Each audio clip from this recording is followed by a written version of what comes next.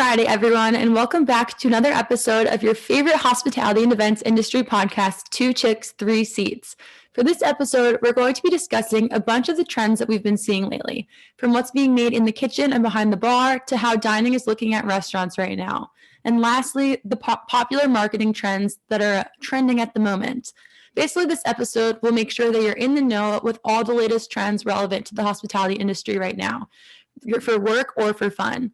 So some of these ideas may be helpful for your business and others may be fun to just try at home with your families in your own kitchens. So without further ado, Kate, kick us off with some cocktail trends. Our favorite thing. It is our favorite thing. And cocktails are way more important than food. So we'll start with cocktails and go from there. Obviously. Okay, so palomas are all the rage right now. And I'm laughing because I recently had a conversation with Rachel about if I say that word correctly. And I'm hoping that I do. So, I think you do. I think you're good. Paloma. It's hard sometimes, being from Boston, it's like, or not Boston, I'm being from a suburb of Boston. I'm not from Boston. I have a very thick accent sometimes. So I think that especially words that end in A, it's tough. I don't know if I'm saying them correctly because I just add an A to everything. So thick accent sometimes, she says. Just sometimes. Just sometimes. When I drink, it gets worse. When I have palomas, it's worse. Okay, anyways. I love a paloma, a good paloma, because I feel like I normally drink palomas when it's warm out because it's just like a very summery drink. But I live in New Hampshire and it's literally -6 right now outside my house and there's 2 feet of snow on the ground in my yard. So with that said, when I drink a paloma in the winter, it makes me feel like I'm sitting at the pool, like in 80-degree weather. So that's why I drink them in the winter. I love that. And I thought right. And I thought this specific paloma recipe was fun because it has raspberries in it. And it's Valentine's Day month and raspberries are red and, they're like a fun, sexy fruit. Sexy fruit, Rachel. A raspberry, honey. Raspberries are a sexy fruit. So anyways, the recipe. It's super easy to make this drink.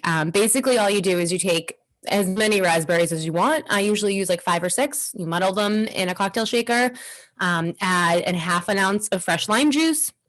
And please make sure it's fresh lime juice, not bottled lime juice, because that's disgusting. And it's super is that like a your generation thing, using like bottled lime juice? I feel like on TikTok, I always see people your age making drinks. I actually was watching like someone duet and like basically critique the fact that these girls were making drinks with lime juice. The blackout drink? Lime. Yeah, blackout drink? Yes, the blackout water. Did you see that? These girls are saying they're making blackout water, but it's literally a vodka soda with lime juice in it. And like this guy was duetting it and he was like, what are you doing? This is literally a vodka soda with lime juice. Ew. And at the end, he was just like, oh, so you made a vodka soda. Yes. Oh my God. I can't believe I literally watched that yesterday. That's one of the ones I'm talking about. They're like, oh, and use lime juice, and they're pouring in from like this disgusting looking bottle. I'm like, that's not lime juice. And one of the girls tries to squeeze a lime into it, but like she can't squeeze it hard enough. I'm like, what is wrong with you? Yeah. Oh my God. Jesus. That's really funny. Okay. You're younger than me, okay? I know better. Okay, good. I'm glad that you know better. Rachel's been drinking longer, so she knows better. I'm an expert. All right, so back to the recipe. ½ ounce of fresh lime juice, and then 2 ounces of fresh grapefruit juice. And when I say fresh, I just mean don't buy Ruby Red, like buy the stuff with the pulp in it, the stuff that looks like fresh grapefruit juice. And then 3 ounces of your favorite Blanco tequila. Mine is Casamigos. I feel like I've said that a million times in this podcast. It's my favorite. It tastes the best. Sponsor us, Casamigos. Sponsor us, Casamigos, please. I drink so much Casamigos. Not really that much, but I do drink my fair share of Casamigos. But yes, so then you add your 3 ounces of Blanco tequila, and then you add some ice to the shaker, shake it up, pour it into a highball glass with the ice, and then top it with soda water. And it's delicious. You can also, some people don't like the dirty ice, so you can like have ice in your highball glass already and then strain it into the highball glass and top that with soda water, which some people prefer. I don't know why some people don't like, they call it dirty ice. I don't know why people don't like it, but I think it tastes good because it's got all the the juices. I like it too. I'm a Right? fan. Yeah. So yeah, that's my raspberry paloma. Super easy and refreshing. And then the next one is for all you ladies that are doing a Galentine's Day party this year over Zoom, probably. Everything's over Zoom.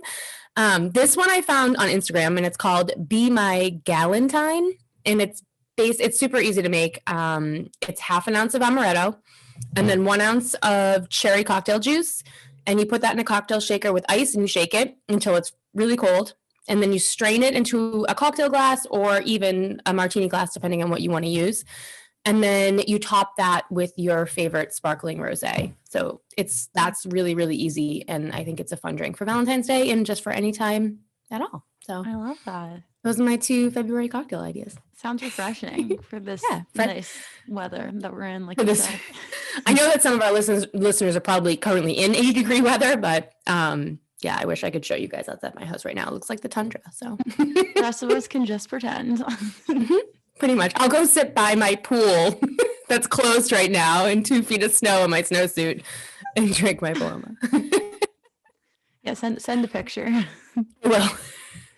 Well, okay, now that we have our cocktail recipes, we can make some food in the kitchen. So we have a couple different home cooking recipes that we've seen trending right now and that we've actually tried and love. So we just wanted to share so that you guys can try them too. But so the first one is the creamy tomato and feta pasta recipe that's trending on TikTok right now. I feel like everyone has ever seen it. Everyone who's on TikTok has seen it. So if you haven't, then you probably live under a rock, but it's okay because we're here to help. It's on Instagram too. And I feel like it was on Good Morning America, wasn't it? So like literally if you haven't seen it. Yes. Live under a rock. The recipe, I mean, I know the recipe when I Googled it, just to like make sure I got it all. The recipe was from Good Morning America's website. Oh, that's funny.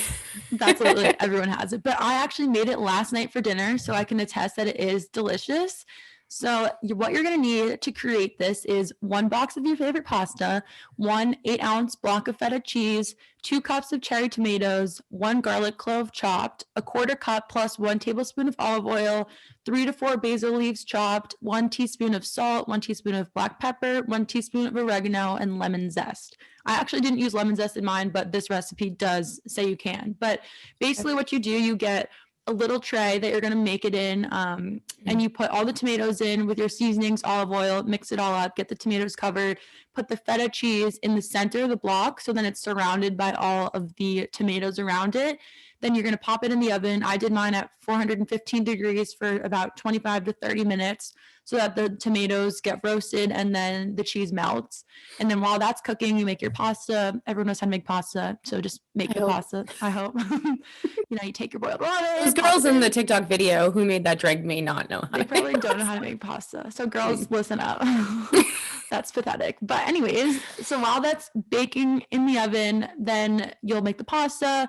And by the time the concoction of feta cheese and tomato is ready, your pasta can be ready as well.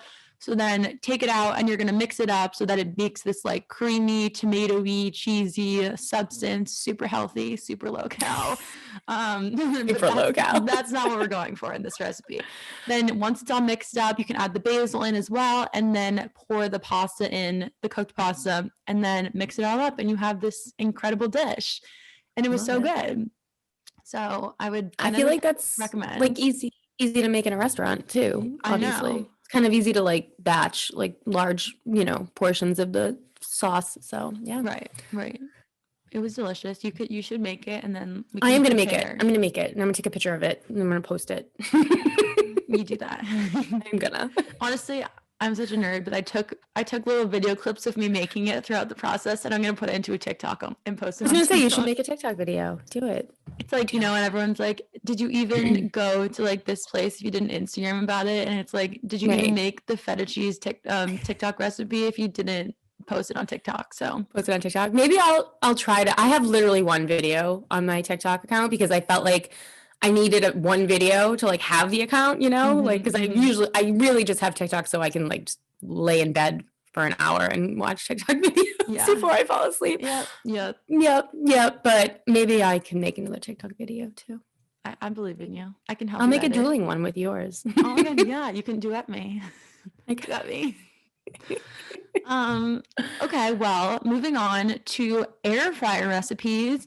I don't have an air fryer, but it feels like everyone else that I know has an air fryer, and I'm just Except so for me. jealous. Except for Kate. Kate doesn't have an air fryer either, so we're on the same page. But I feel like all of my family members got air fryers for Christmas, so I've been trying. I have tried, not recently, but I'm gonna buy one myself. But I've been doing some recipes in them and have seen them everywhere. So if you have an air fryer, then try this one right now. So I made these homemade little donut bites, which, Mhm. I feel like it's a classic. People love donuts, people love cinnamon sugar. So what you're going to need is butter, cinnamon and sugar, and then I use the Pillsbury homemade or home style biscuits that you normally, they come in that little sleeve. They're so Yeah. good.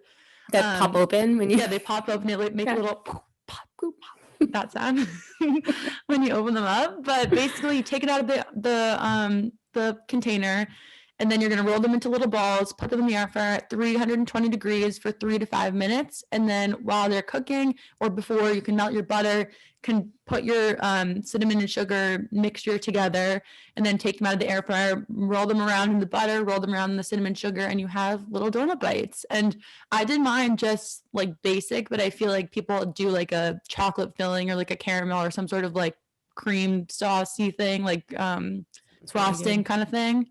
Mm-hmm. And that's delicious. So I think that your Sounds kids would delicious. love this. Colby would be My kids obsessed. would love them. Yeah, he would. I didn't have to make them once a day. Yeah. Yeah. What's wrong with that? Oh, nothing. It's fine. I'm just like, that's basically all I am as a chef. Yeah. My cuisine is pancakes, grilled cheese sandwiches, mac Chicken and cheese, nuggets. chicken nuggets, and fries.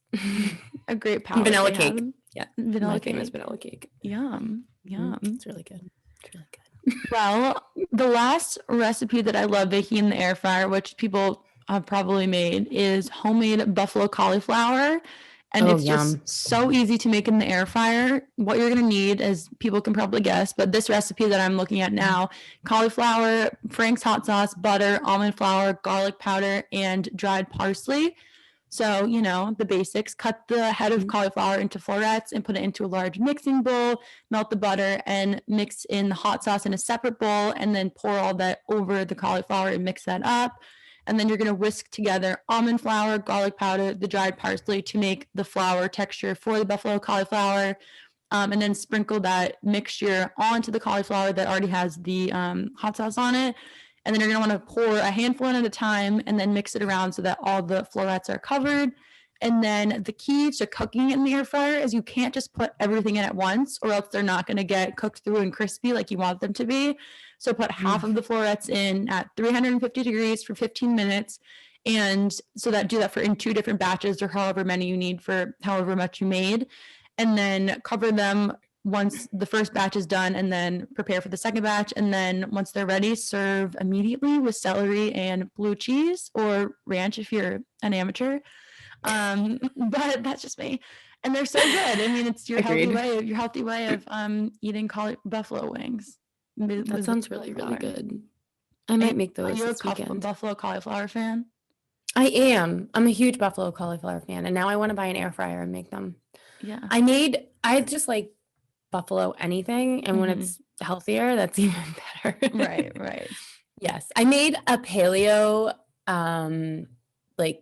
buffalo chicken dip this past weekend for the Super Bowl, and it was so freaking good. It was so good. But anyways, it didn't have cheese in it. Like, it was because it's paleo, and it used like homemade mayonnaise, and then what else was in it? I forget now, but it was like nothing, no cheese at all. Oh, coconut cream.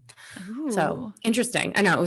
It was delicious. We ate all of it. So I love finding the healthy alternatives for some of the unhealthy foods that we like. Yes. And I don't know how healthy it is when you eat an entire casserole dish of it, but but it's okay. I mean, it's better than eating a whole casserole dish of regular buffalo chicken dip. Right. Exactly. I suppose. Now I want buffalo chicken dip. Sorry. I'm making that again this weekend too, because it was just that good. I have to. Wow. I'm hungry. Anyways, I'll take a picture of that too and send it to you. Okay, thanks. Maybe post a TikTok video about it. Yeah, I'll post it to TikTok. Well, moving on to some restaurant dining trends that we've been seeing. I'll start off with something that I recently saw that I wanted to do, but the problem is for me, it would be great for you if you lived nearby, but is that it's 21 plus, so I can't bring my kids, and like there's no one who will babysit right now because of the pandemic. So that's a tough one. But anyways, there's this farm in Maine. It's like right over the New Hampshire border, and they are doing. Basically, it's a farm that's not doing anything right now because it's the winter. And then it's a company that does like fire pit parties. Like normally they come to you and they like set up like a huge fire pit, and they bring like it's a really great idea. They bring like a food truck that does cocktails and like all this stuff, and they just like create the perfect like outdoor event for you. But they're not doing many events right now because of the coronavirus. So they got together with this farm that's also not doing anything right now. And they are basically it's Saturday and Sundays, and it's Friday and Saturdays, and they do 2 sittings, and they're 2 hours each. So it's like from 6 to 8 or 8 to 10. I think it's actually 5 to 7 and 7 to 9, but it doesn't matter. And you basically rent a fire pit. And there's 2 types. There's one that has there's the VIP fire pit that's like $60 a person, I think, or something like that. And I'm sorry, it's like $30 a person. It's not that expensive. And you can have up to 6 people. And it has like comfortable chairs and blankets, and like it's this huge fire pit, and it comes with like marshmallows and like all that stuff to do s'mores. And then there's like the other one that's like you would have to bring your own chairs, and it's smaller, doesn't come with the marshmallows and stuff, so you bring all that stuff too. And I think that's like $20 a person. I'd go for the big one because like why carry all that crap with you? But there's also the food truck that I had talked about that does like the the cocktails. There's like mulled cider and spiked hot chocolate, and they also do cold drinks. They have beer, wine, and then they also do like mocktails. So I thought this was a really cute. Isn't that a cute idea? Yeah. So I was like, that's a great idea. I feel like a lot of places could do, like restaurants could do that. I mean, there's one of our customers, 110 Grill, that there's one down the street from me. They have these huge fire pits outside. And I was like, that might be a cute idea for like any restaurant to do, right? Like sell the fire pits and make it like a theme with like a food truck and like all this stuff. They also sell food, like, but it's like, like like I said, like marshmallows and like graham crackers and stuff like that. And then I think there was like just like comfort food, basically, like wings and like stuff like that. So they have a barbecue truck that comes sometimes. It just depends on the weekend. But yeah, I thought that was a really cute idea. And I feel like, because we've seen like all these places are doing like the huts and like all those things with heaters, and that's awesome. And the igloos, but I think if like you take it to like the next level and like you're literally in the elements, I mean, it's freezing, but if you're around a fire pit and you're going to be outside the whole time, I feel like it's a really cute idea. And they have bands at play. So yeah, I just thought it was really cool. Right? I feel like they should make it I mean, you said it's 21 plus, but I feel like it could be like a family. Maybe they do like a family night for like inviting the kids so they can enjoy the fire. I totally agree. I think the reason why, like, they posted on their website, I'm trying to find the name of it right now because I completely forgot. It's called Fire and Company. And that's the company that does like the fire pits, and now they're doing them at this place in Maine. But if you go to Fire and Co on Instagram, that's their Instagram handle, so you can check them out. But yeah, I think the reason why they're not doing them like with kids is because of the liability with children and fire pits. Yeah, that was the only reason I was thinking. Right. But I feel like, especially in this area, I mean, New Hampshire and Maine area, like kids are pretty used to fire pits. Right. We have one like every weekend, but whatever. I get it. But yeah, so, if you want something different besides like the igloo and, all these like huts that are really awesome, but this is kind of cool because you're actually outside. I feel like this would be something that's super easy for like a ski lodge to do, that like can't have people inside right now. It might be fun, but honestly, like anything with a fire pit right now, and even though we have one outside and I could totally just make one outside and then, have my drinks inside and come out, I just want to go somewhere. Right. And not having to like tend to anything or, no mess, no cleanup. Yes. Exactly. And like we have been seeing, obviously, in Massachusetts, New Hampshire's guidelines were already pretty lax as far as indoor dining goes, but in Massachusetts, New York as well, New Jersey, their indoor dining has been reopening over the past few weeks. I think, is it up to like 40% capacity? Is that what the new one? Because it was 25, right? And yeah, for I think Massachusetts, I feel like, I mean, it's been indoor for a while. New York City, I was there over the last weekend, and they're opening like today, the 12th, when this episode will air. So I don't know. I feel like there was like mixed opinions on it because some people were, nervous about it. The restaurants, like the cost of reopening, like we've talked about in the past. Right. And especially if you didn't already like implement all those things like the dividers between the tables, and all of the sanitary measures and all those things. I don't know. You're right. I feel like it's like, is it worth it really? So a lot of places are still like doing the outdoor dining thing. Like you said, I saw on your Instagram that you were at, were you guys in an igloo? Like what was that in New York? Yeah, that's cool. This one we were at was just, it was not like an expensive fancy one, but it was basically like you zip in and then there's like a little heater to keep you warm. It was on the side of the street in New York City. Like everything is still, the cities have been along, push into the sidewalks of the street. Right. I feel like I was literally in like the bike lane, and like it felt like I was literally sitting, like there's cars that would drive up at the light that was right next to us, the traffic light, and I like, you look to your right and they're literally right there, which was funny. But I mean, it was fun. And yeah, there's so many different outdoor like huts, like cute little setups for dining for two groups. The yurts are big. Yeah, I think it's a great idea. I mean, I do think it's fun. We haven't gone to any. I haven't personally been to any yet. I know that like a lot of my friends, there is a chain in Massachusetts, Tavern in the Square, which I'm sure you've been to a gazillion times. I have too. But they have the igloos, and I feel like I see somebody at a Tavern in the Square igloo like every day on Instagram. Right. So they're obviously doing well. Right. And it's been freezing. So I mean, I think that whatever you can do to keep people outside right now. I was like, I don't know, like this is a little off topic, but I was like kind of, I don't know, it was scary to me, like looking at the videos of the Super Bowl Sunday in Tampa and like all the people in bars, and like the staff was wearing masks. And I know that when you're sitting at a table, you don't have to wear a mask. Obviously, you don't have to do that anywhere, but well, you're supposed in Massachusetts, I guess you're supposed to wear them in like even when you're eating now, right? Isn't that they don't really enforce that? Okay. They say, I don't know. They say it if you're not like actively eating or drinking, but I feel like as soon as you get like water on your table, well, if as soon as you get water put on your table, like I feel like I'm always just drinking water before my food comes, or drinking my drink. Obviously, I feel like as soon as you sit down, you're literally always actively eating or drinking. Right. But I saw all these videos of like these bars, and there was like long tables in one bar. It looked like a Buffalo Wild Wings, to be honest with you. I don't know if it was, but that's what it looked like. And there was like 30 people at this long table, and they're all standing and cheering and like, and I don't know. To me, I'm like, that's really scary. Like that's scary. I don't want to go anywhere near Florida. I know. Anytime soon. There's definitely like a lot of leniency in some places. Compared to others. Compared to others is right. And I know that like even compared like New Hampshire to Massachusetts, it's more lenient here in New Hampshire, but it's still like you only have like 6 people at a table. The tables are 6 feet apart. You can only have, 50% capacity. So it's still, I mean, this bar was packed. Like there's no way that it was anywhere near, like it was 100% capacity. I would think there were people standing at the bar. I was like, this is crazy. They're just going hard for Tom Brady. They're going for it. I mean, I get it. Like you're excited, right? Tom Brady plays for your team now. That's a big deal. We understand that in New England.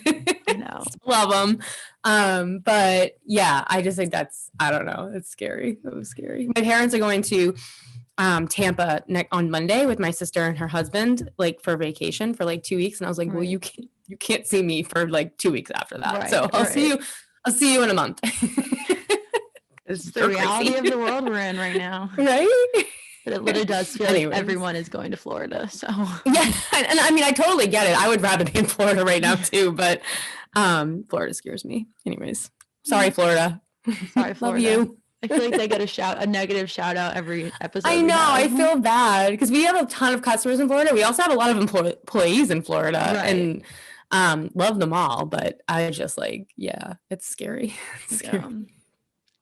Well, all right, move me on so I stop ranting. I know. This is one of my roles is to keep us on track. Thanks. So the next thing we're going to talk about is marketing trends because there are a lot of them, specifically social media things. So we're going to touch on that. So the first one I want to talk about is the hospitality industry and TikTok.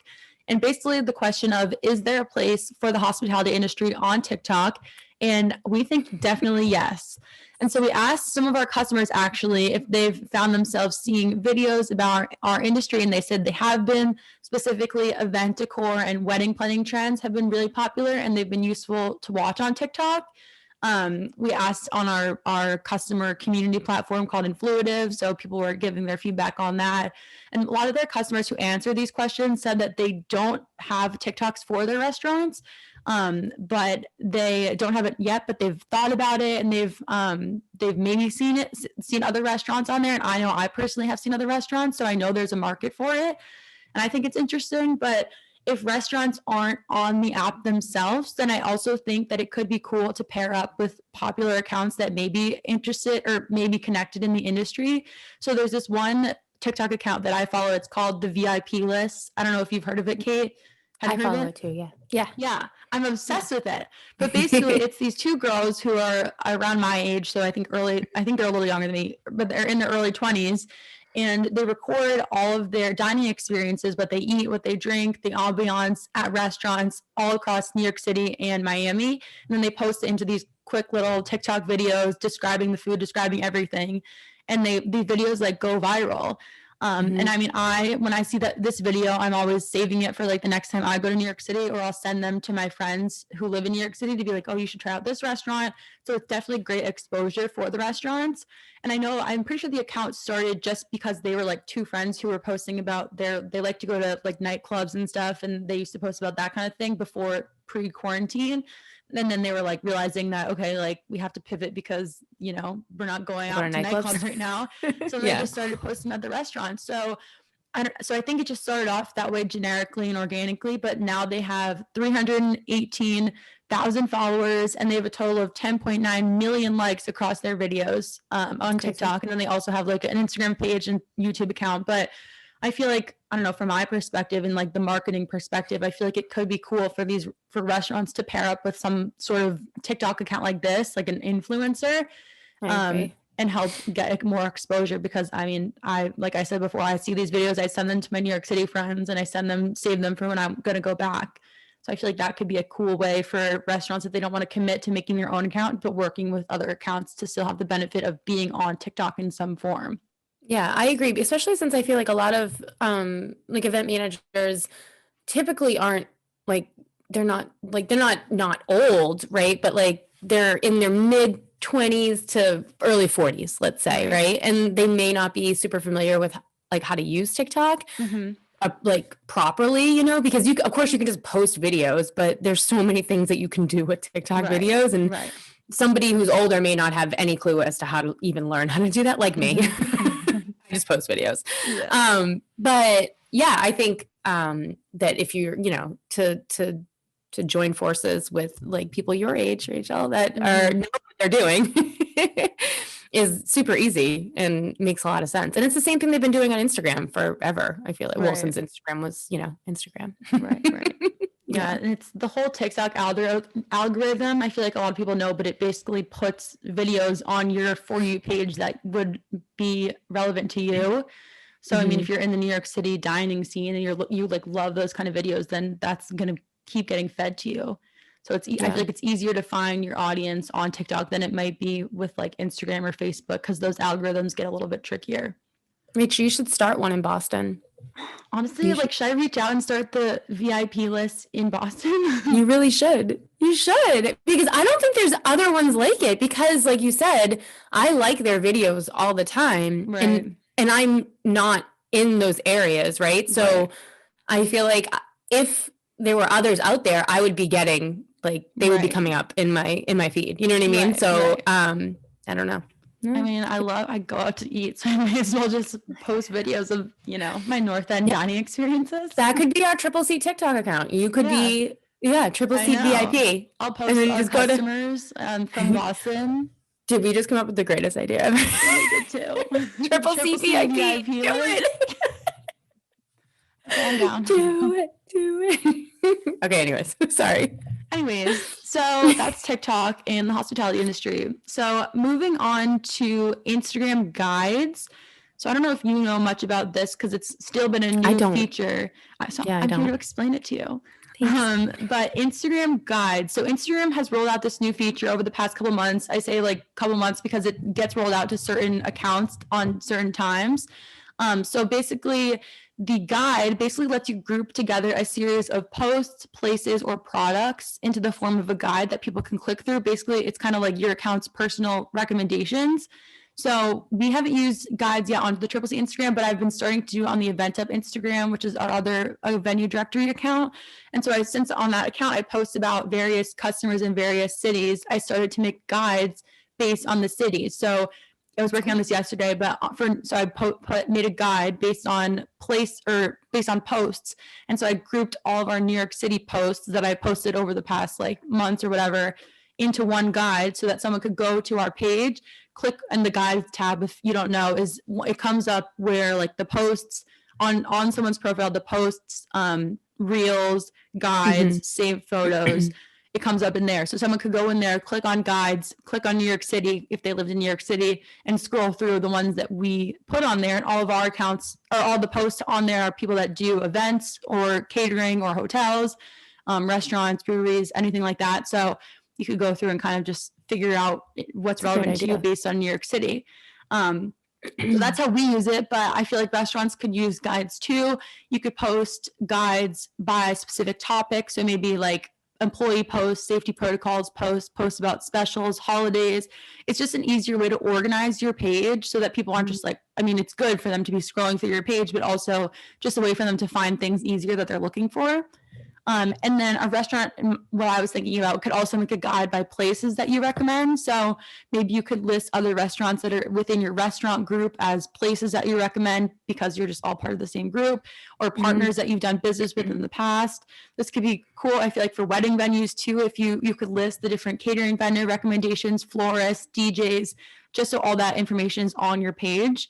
And you have to use a location, so you can't just be listing the tag of the account, but if any of these businesses just have some sort of storefront or they have a location, which is easy to set up on Instagram, you can put their location in as the place per se.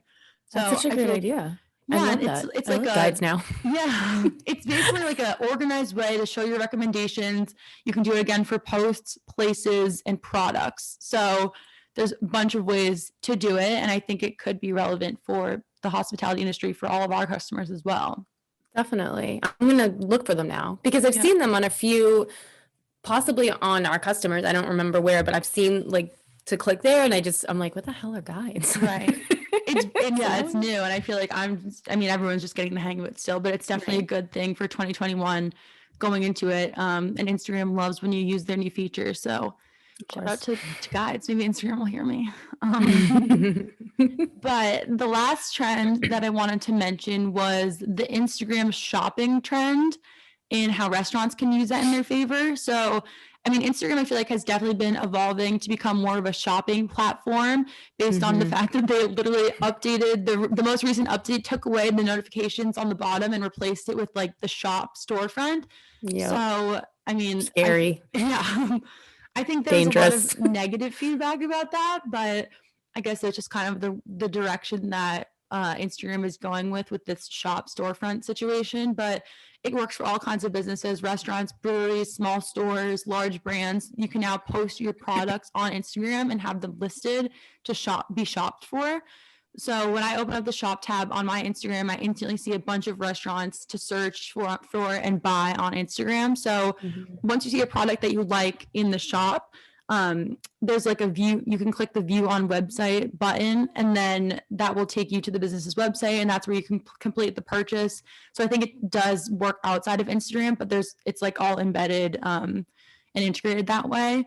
And then when you select a product and before bringing you to their site, it also shows you like more, I keep writing air quotes, more from this shop. And it lists all your other products. So basically when I was scrolling, I saw a brewery, I clicked on the beer, and then before I clicked view website, it showed me all like the merch, the other beers that they have, just the different accessories that they sell.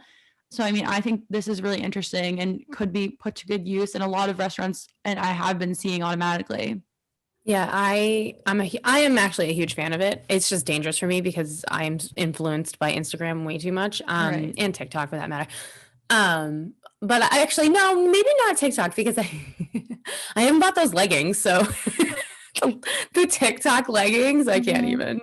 I think they're hideous. I'm sorry. They sell out. Things sell out just by Yeah. like going viral. So Exactly. But yeah, anyways, I love the shop. I love it. I'm a big fan. I think it's great. And I think it's great that they released it when they did because as like you said, I think it could be a huge benefit to restaurants right now. And like there's a local shop that we buy sandwiches at all the time up the street from me, and they do it. And I'm like, oh my God, this is amazing. This is such a great idea for them. And they're just like this tiny little country store, so they can do it. Larger restaurants definitely can. No, yeah, it's great. And I mean, anywhere to get exposure. And then another piece that a lot of restaurants have been using is the order food button. And that appears on the bio on the profile of the account. So our customer, Bostonian Public House, does this, and they have their account set up really well. And so when you go to their account, you can click the order food button. And it brings you right to their DoorDash page to place an order.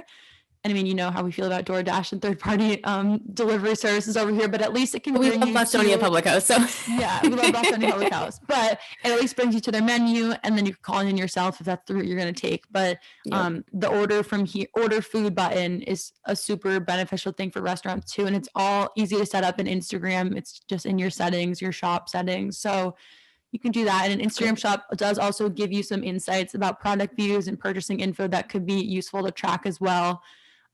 So while this new shop feature has taken a little getting used to, I think it's definitely something that restaurants should try and see how it can help them, because, you know, it's all good. It's all helping sales and stuff.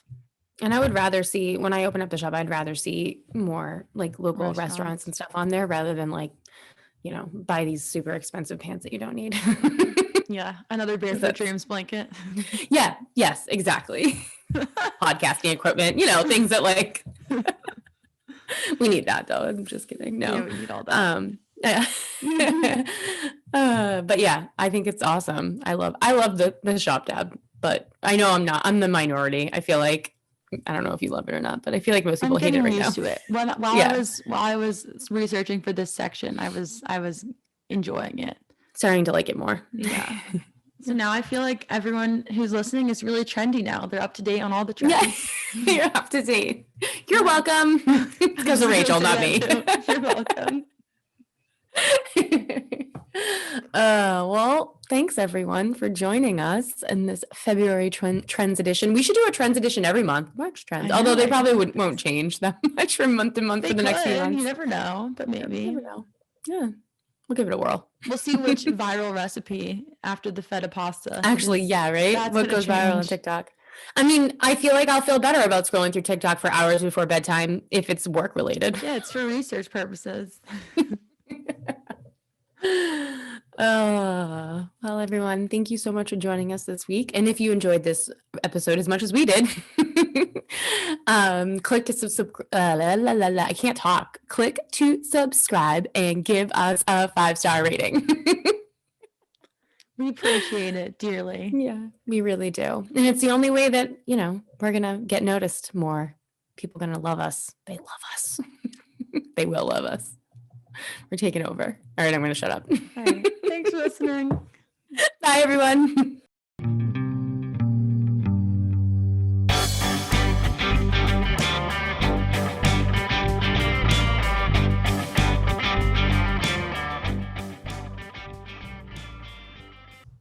Thanks for listening to this week's episode of 2 Chicks, 3 Seats, your events industry podcast, brought to you by Triple Seat, the industry leader for event management software. Find out more about Triple Seat at tripleseat.com.